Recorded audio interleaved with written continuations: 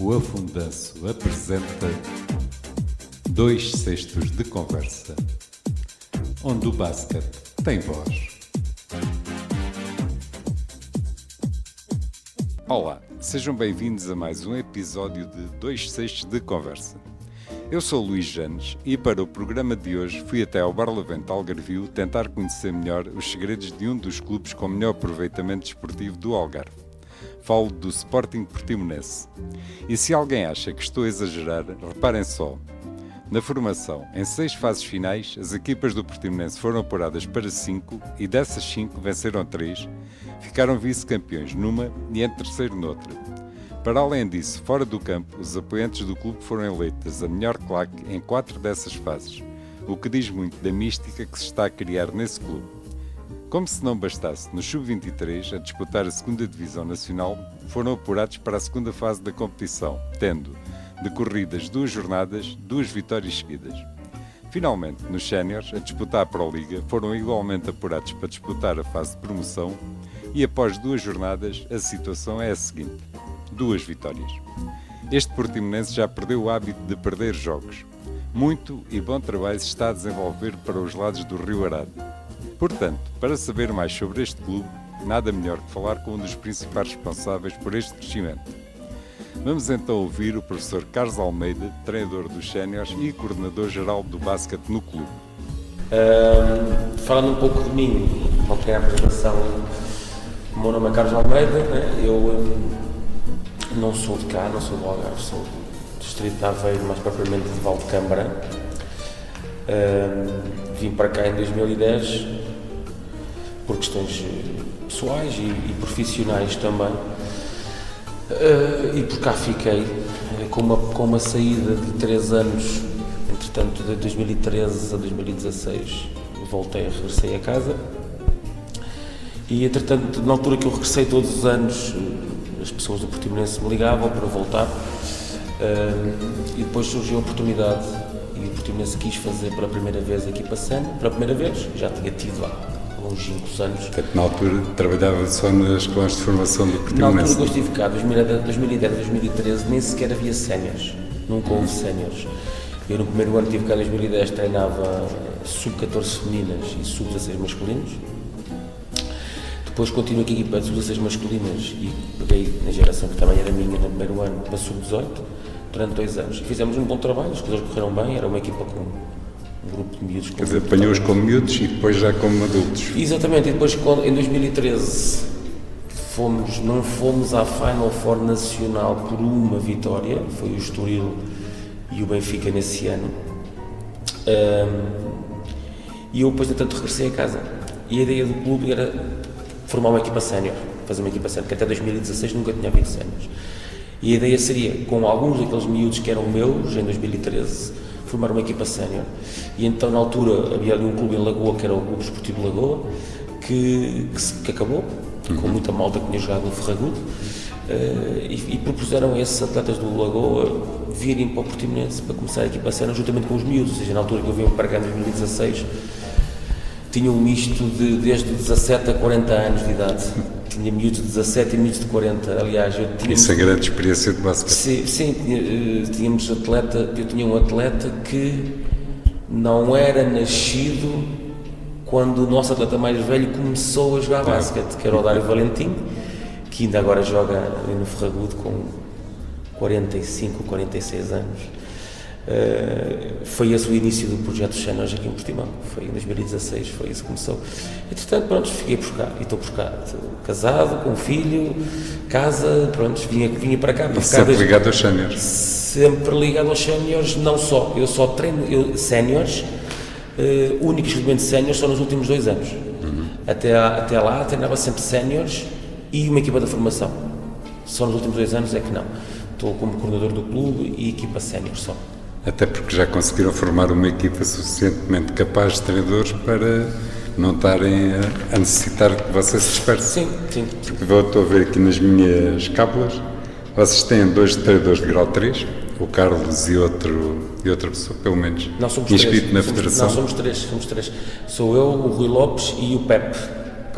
Depois 2 com grau 2 têm 4. Sim. E tem, com grau 1, tem 4, mais um estagiário. Sim. Portanto, acabam por já ter 10 treinadores a trabalhar com Mais o pessoal do minibasket, que a maior parte do pessoal que está no minibasket não são treinadores federados, são professores de educação física. Ok. Nós temos tido sempre essa aposta nos últimos anos, tem corrido bem, em apostarmos mais na parte mais pedagógica, e depois são pessoas de educação física na maioria não, são todos de educação física que não têm... Estes são os treinadores mesmo de competição, vá, digamos assim. Sim. Até porque o Portimonense nesta altura está a fazer uma aposta muito grande na formação.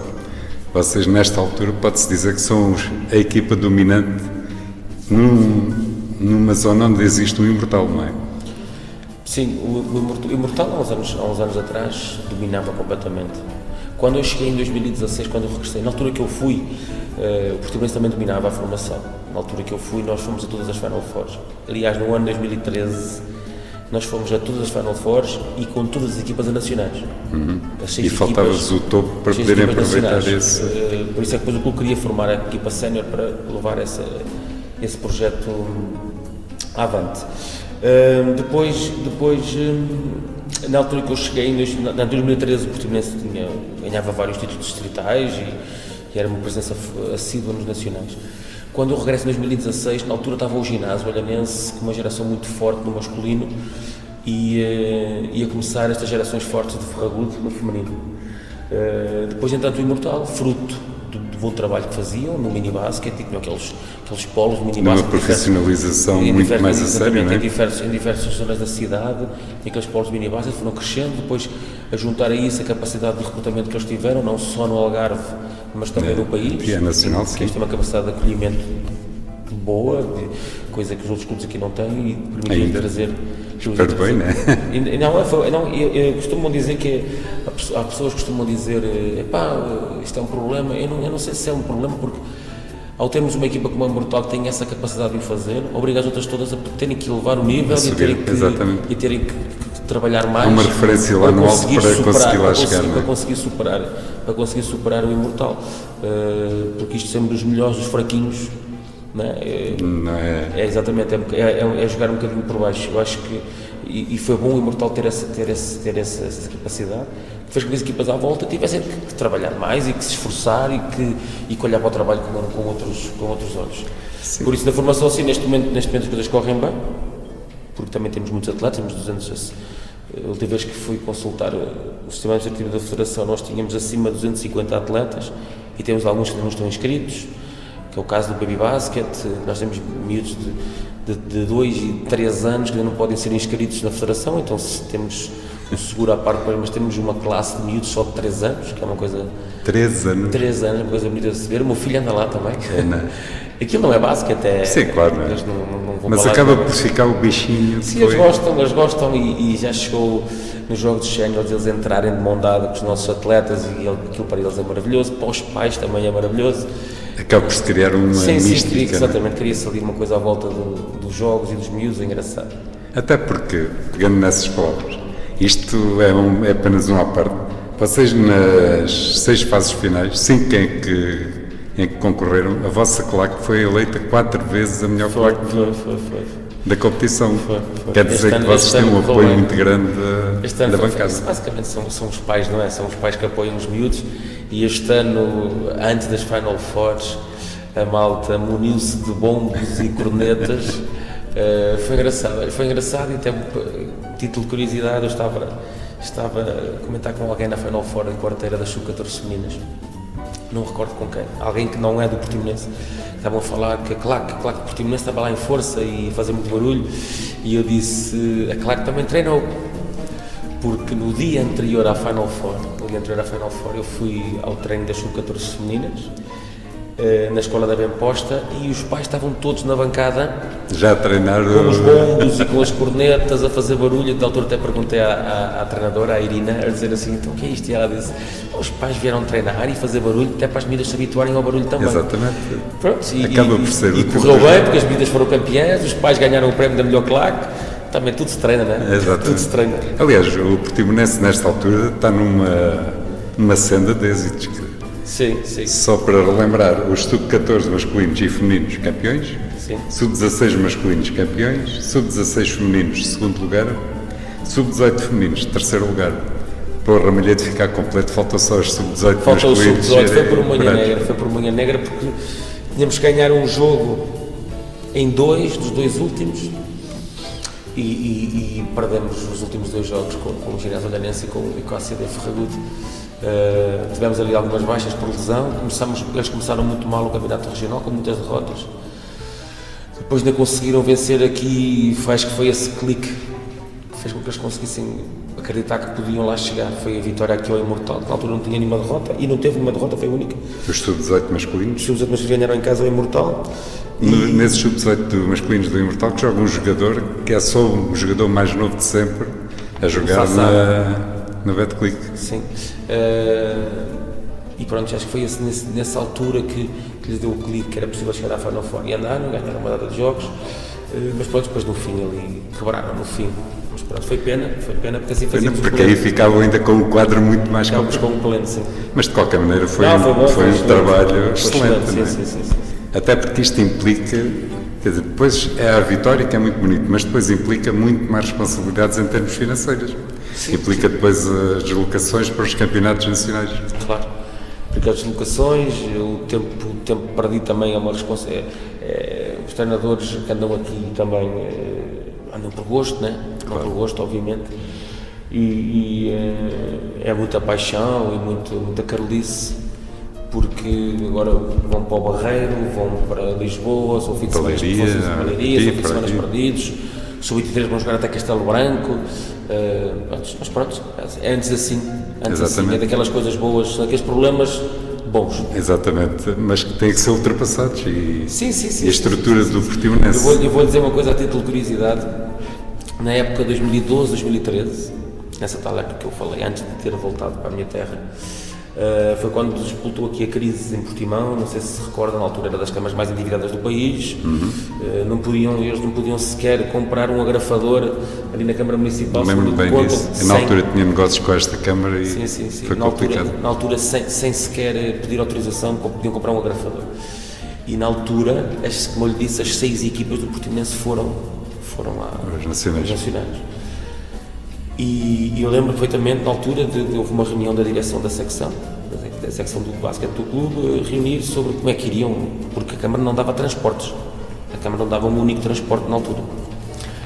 Como é que nós nos iríamos arranjar a solução para nos deslocarmos, havia fim de semana que eram 2, havia fim de semana que eram 4 equipas, para a zona de Lisboa.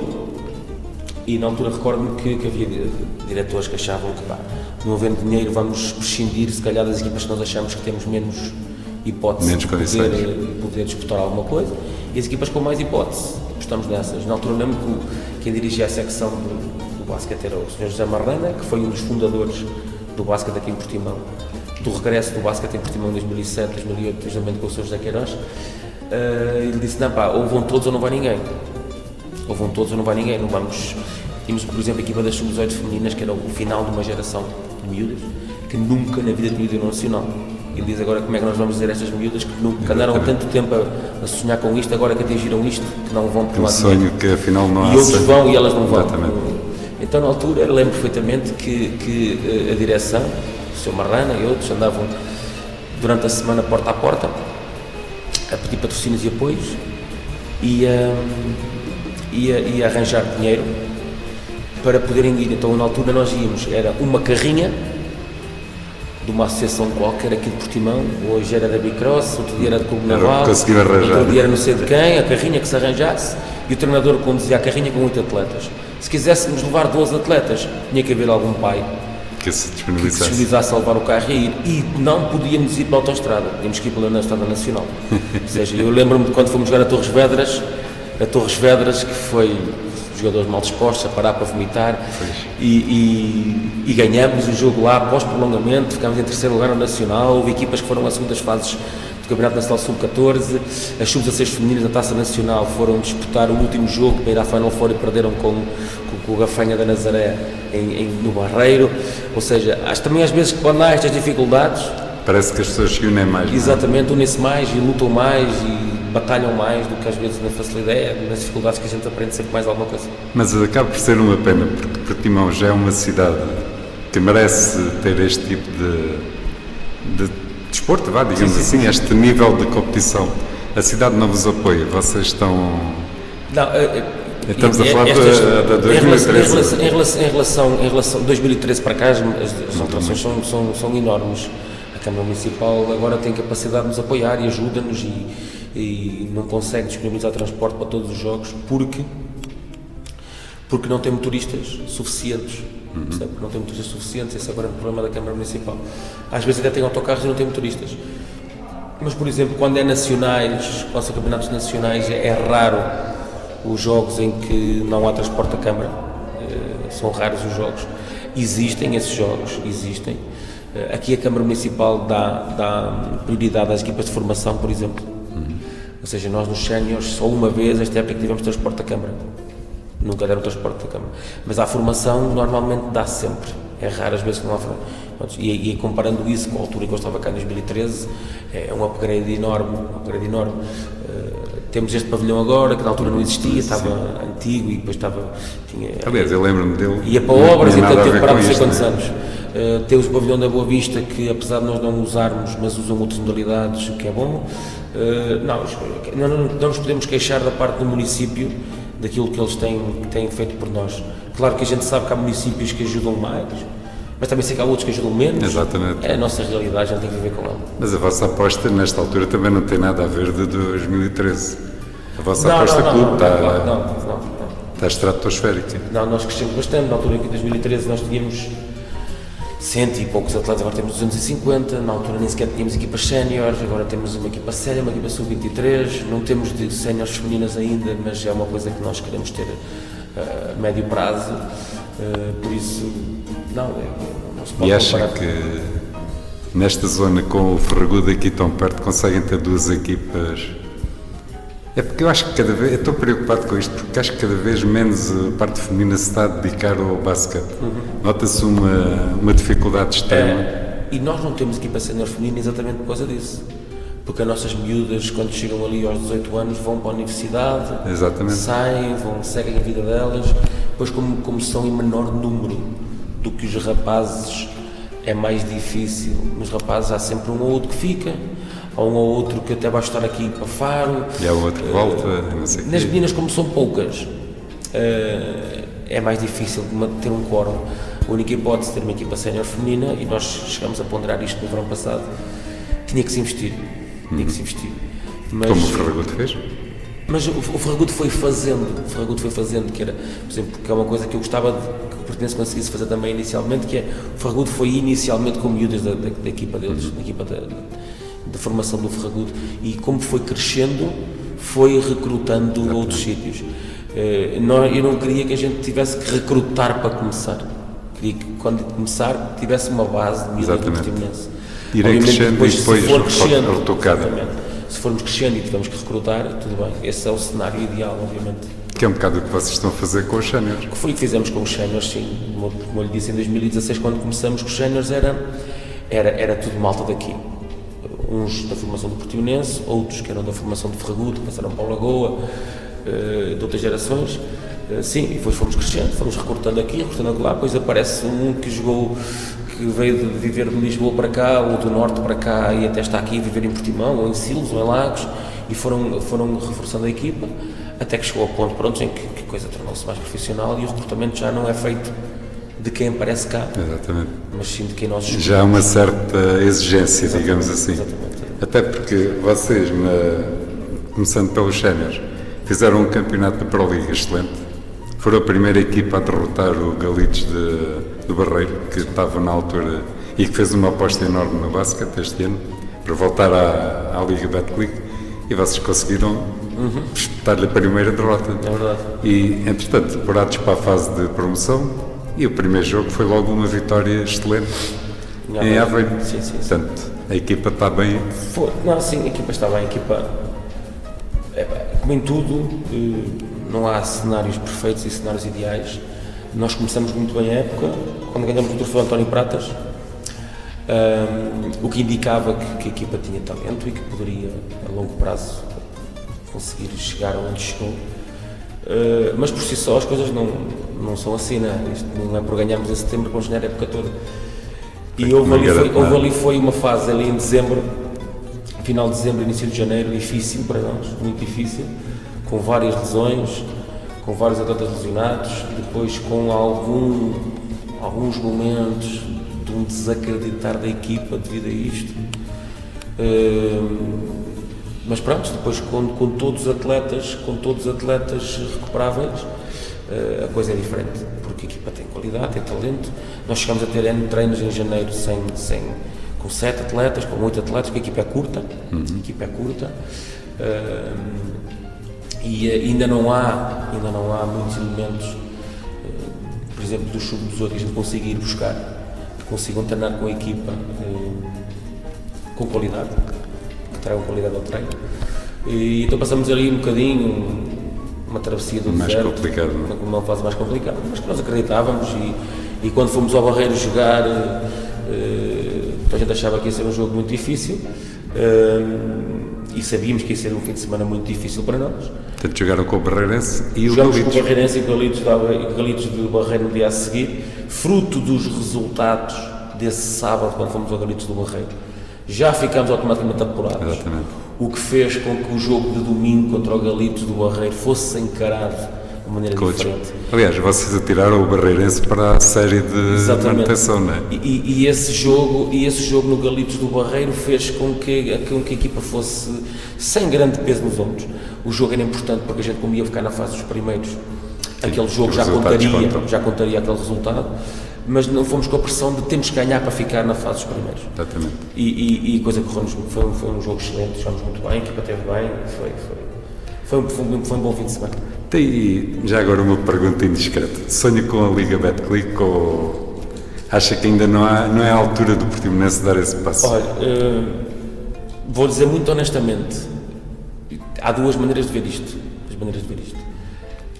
Se eu ouvir isto, se eu sair da equipa, se sair dentro da equipa e olhar para este contexto, para aquele que é o contexto do clube, para aquele que é o contexto da cidade, para aquilo que é o contexto de tudo o que anda à volta da equipa de basquete, a equipa obviamente que ainda é demasiado jovem e verde, e quando eu digo equipa falo o clube e toda a estrutura. E a estrutura que rodeia o clube é um bocado verde e não sei até que ponto é que seria bom a gente subir à Liga Betclic.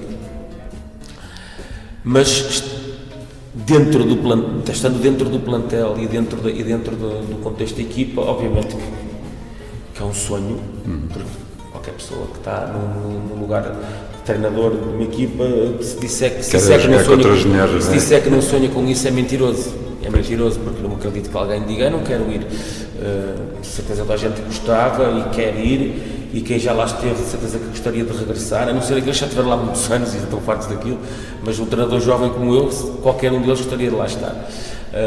Agora, nós já há 2 anos atrás, quando subimos já para a Liga, eu lembro perfeitamente de diversas reuniões que tivemos com a direção do clube, com a Câmara Municipal.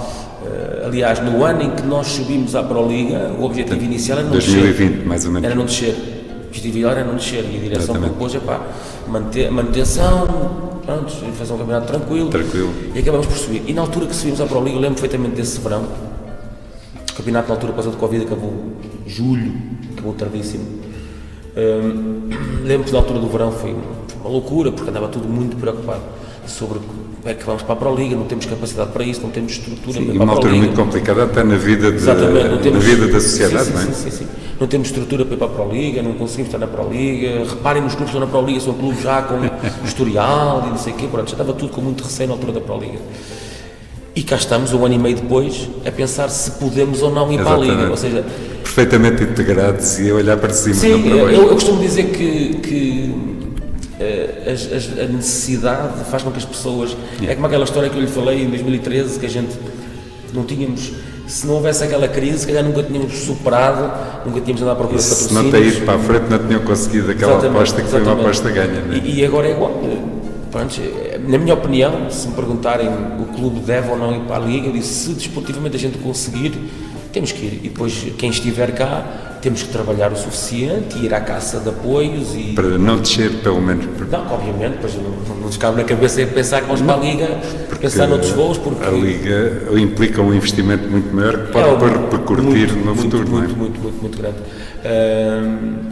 A única coisa que me preocupa em relação a esse aspecto, basicamente, é no que diz respeito à estrutura do clube, porque acho que só é um fator importantíssimo. Exatamente. Importantíssimo do clube. Mas pronto, é o que faz toda a diferença. É o que faz a diferença. Agora, precisa acontecer, teríamos que nos preparar para tal, mas neste momento, sinceramente, não é uma coisa que eu penso muito. Se quer que lhe diga muito honestamente, não é algo que eu... Nesta altura ainda não é o desejável, digamos assim. Não é nem por ser desejável, eu não penso nisso. E eu digo isso aos meus jogadores muitas vezes, e digo-lhes, mas digo mesmo honestamente, do fundo do coração. Não estou preocupado sobre se vamos ao play-off, se não vamos ao play-off, se ficamos os 4 primeiros, os 2 primeiros. Não estou muito preocupado. Eu quero, neste momento, a gente que agora atingiu o objetivo principal, que era nós garantirmos a manutenção através da fase dos primeiros. Aquilo que me preocupa mais neste momento é, em todos os jogos, nós conseguimos ser competitivos e mostrar que somos competitivos e que somos capazes e conseguimos lutar contra as melhores equipas que estão na Pro Liga. Para mim agora é o objetivo principal depois. Se ganharmos, logo vemos o que acontece, se perdermos, eles foram melhores. Aliás, o próximo jogo do Portimonense vai ser contra o Iliabon, aqui em Portimão, uma equipa que veio da Pro Liga, da Liga Betclic, e vocês são favoritos a vencer. Pelo menos do meu ponto de vista, sim, não é? Eu sei. É uma pergunta complicada. Eu costumo ouvir o seu podcast e quando nós fomos jogar ao Barreiro também disse que nós éramos favoritos e nós ganhamos. Mas nessa altura tem que compreender que faço uma análise real de números, não é de... Exatamente, mas eu faço uma análise... Aliás, porque eu conheço, francamente, não conheço muito bem a sua equipa, conheço 2 ou 3 jogadores, conheço o Feliciano Neto, que de ter estado no Galitos, no Oliveirense, sempre achei que era um jogador fabuloso, muito alto, muito pouco normal em Portugal, mas que faltava-lhe sempre qualquer coisa para explodir. E acho que aqui em Portimão ele conseguiu encontrar o poço certo, sei lá. Sim. Acho que se calhar precisa de bocadinho em relação a isso, sempre favorito ou não, eu não sei, eu acho que é um jogo, eu acho que arrisco dizer que é um jogo de meio-meio. Se houver algum favoritismo da nossa parte é por jogarmos em casa. Exatamente. Mas mesmo assim acho que vai ser um jogo bastante equilibrado. Nós jogámos contra eles já uma vez este ano na final do Torre António Pratas, foi um jogo super equilibrado, ganhamos por 3 pontos e foi equilibrado do início ao fim. O Ilhavo este ano bateu o pé ao Imortal na Taça de Portugal, eliminou o Oliveirense na Taça de Portugal. É uma equipa muito bem treinada. O Gradeço é um treinador com muita experiência. Até aqui tem jogado só com um americano e mesmo assim andou sempre nos lugares cimeiros. Tem muitos jogadores portugueses com muita experiência. Agora foram buscar mais um segundo americano que também tem muita qualidade. Tem jogadores portugueses muito bons, o Gonçalo Madureira, o André Silva, são putos que jogam basquete muito bem, com muita intensidade, por isso acho que é um jogo equilibrado. Aliás, aquela zona, e o Carlos conhece bem, sim. Aquela zona, do meu ponto de vista, é o berço do basquete, muito mais que Lisboa, Porto, aquela zona de Aveiro. Se compararmos a dimensão, a população que existe em Lisboa, Porto e que existe em Aveiro, e os resultados dos diferentes distritos, o Aveiro faz um trabalho excelente. As pessoas lá gostam do basquete, do basquete. E já aquilo é quase uma religião, até a Jogueira, Iliabo, Alvarense, Oliveirense, São Joanense. Ali num espaço de 30 ou 40 km, já vi. Beira-Mar, uma equipa também que no centro de Aveiro. Não, são equipas que não tem nada a ver com a realidade aqui de baixo, não é? Não tem nada a ver. Eu quando cheguei cá encontrei uma diferença enormíssima no que diz respeito ao basquete, em todos os aspectos. Nos jogadores, na mentalidade dos atletas, lá o pessoal, os miúdos que vão para o basquete, querem ir para o basquete, gostam do basquete, querem aprender. E a própria família por trás. Sim, porque tiveram um tio que jogou, um pai que jogou, um irmão que já jogou e revêem-se naquele contexto. Aqui quando eu cheguei cá, Portimão, havia muitos miúdos que iam para o basquete, que era mais uma atividade esportiva para fazer, para passar o tempo. O próprio público não tem nada a ver.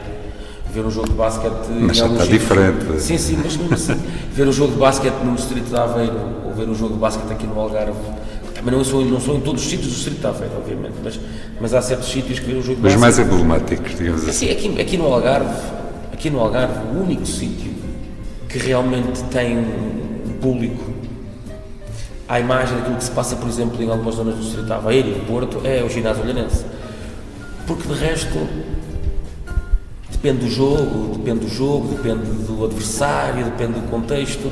Lá se for preciso, há jogos de sub-14 que está a bancada com muita gente a ver os jogos e não familiares, pessoas mesmo que gostam de... E animados, e vão ver os jogos, e estão animados, e pronto, em todo esse contexto é diferente, mas pronto, mas o basquete no Algarve está muito melhor. E também fruto de muitas pessoas como o Carlos, que veio com essa experiência, com esse conhecimento e que está a transmitir para as pessoas daqui, portanto, essa vontade, esse gosto. Tem cada vez mais gente do Algarve de lá cima do Norte. Exatamente. E de fora do Algarve, não é? Eu acho que o Algarve é um bocadinho em todas as... Nós também pagamos um bocado por isso. O Algarve é um bocado frio nesse aspecto, porque é uma zona muito... As pessoas saem, entram, não há... Eu acho que é um bocadinho a identidade. Exatamente, era isso que perde-se um bocadinho a identidade. Aqui no Portimonense são poucos os que são de raiz de Portimão. Ali em Ferragudo, por exemplo, tem muitos treinadores de fora. Em Albufeira quase todos, no Imortal. No ginásio olhanense não. À exceção do César, que também é de lá acima de Matosinhos. Mas pronto, há aqui muitos clubes que têm muita gente de fora. E não é só no basquete, tem em todas as áreas. Mas o César está completamente... Eu sou professor e as escolas aqui de Portimão estão cheias de malta que veio de Lisboa, do Alentejo, do Norte e fixaram-se por cá. Mas o César ainda é quase olhanense, já está radicado, já... Sim, é um bocadinho como eu aqui em Portimão. Exatamente, já não encara muito a ideia de sair daqui, não é? Não é aquele espírito transitório. Estou a dizer quem veio de outros sítios para cá, trazer eu acho que é muito positivo para o basquete do Algarve beber desses conhecimentos. Sim, é bom.